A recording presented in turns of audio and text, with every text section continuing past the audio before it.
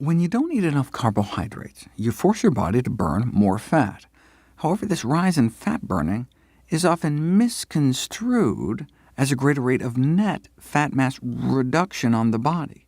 But that ignores the fact that on a ketogenic diet, your fat intake shoots up as well. The question is, what happens to your overall body fat balance? You can't empty a tub by widening the drain if you're cranking up the faucet at the same time. Low-carb advocates had a theory, though, the so-called carbohydrate insulin model of obesity. Proponents of low-carb diets, whether a ketogenic diet or more relaxed form of carbohydrate restriction, suggested that the decreased insulin secretion would lead to less fat storage, and so even if you were eating more fat, less of it would stick to your frame. So we'd be burning more and storing less, the perfect combination for fat loss, or so the theory went.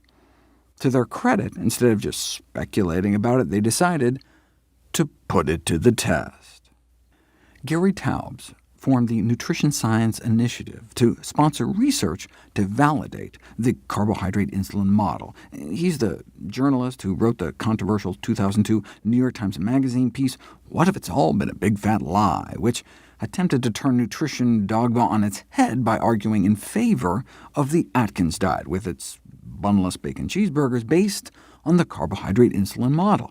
Much of Nina Teicholz's book, The Big Fat Surprise, is simply recycled from Taubes' earlier work. In response, some of the very researchers Taubes cited to support his thesis accused him of twisting their words.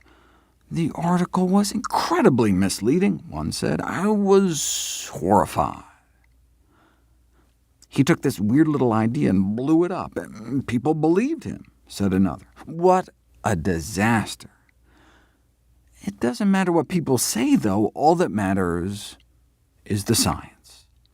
Taubes attracted $40 million in committed funding for his Nutrition Science Initiative to prove to the world you could lose more body fat on a ketogenic diet.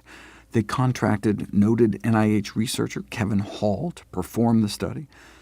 17 overweight men were effectively locked in what's called a metabolic ward for 2 months to allow researchers total control over their diets. For the first month, they're placed on a typical high-carbohydrate diet, 50% carbohydrate, 35% fat, 15% protein. And then they were switched to a low-carb ketogenic diet, only 5% calories from carbohydrate, 80% fat, for the second month. Now, both diets had the same number of daily calories. So if a calorie is a calorie when it comes to weight loss, then there should be no difference in body fat loss on the regular diet versus the ketogenic diet. If Taubes was right, though, if fat calories were somehow less fattening, then body fat loss would become accelerated. What happened instead, in the very study funded by the Nutrition Science Initiative, was that body fat loss slowed upon switching to the ketogenic diet. Wait, why do people think the keto diet works if it's actually slowing fat loss? Well, if you just looked at the readings on their bathroom scales, the ketogenic diet would seem like a smashing success. They went from losing less than a pound a week on the regular diet in the 2 weeks before they switched, to losing 3.5 pounds within 7 days after the switch to the ketogenic diet.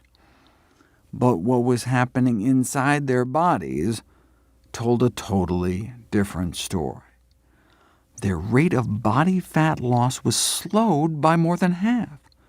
So most of what they were losing was just water weight.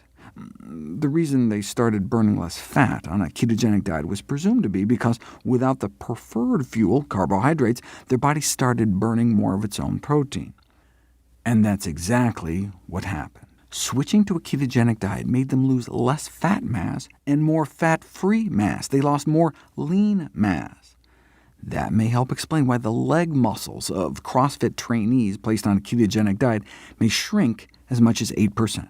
The vastus lateralis is your biggest quads muscle in your leg, shrunk in thickness by 8% on a ketogenic diet. Yes, the study subjects started burning more fat on the ketogenic diet, but they were also eating so much more fat on the keto diet that they ended up retaining more fat in their body despite the lower insulin levels. This is diametrically opposite to what the keto crowd predicted, and this from the guy they paid to support their theory. In science speak, the carbohydrate insulin model failed experimental interrogation. In light of this experimental falsification of the low-carb theory, the Nutrition Science Initiative effectively collapsed. But based on their tax returns, not before Taubes and his co-founder personally pocketed millions of dollars in compensation.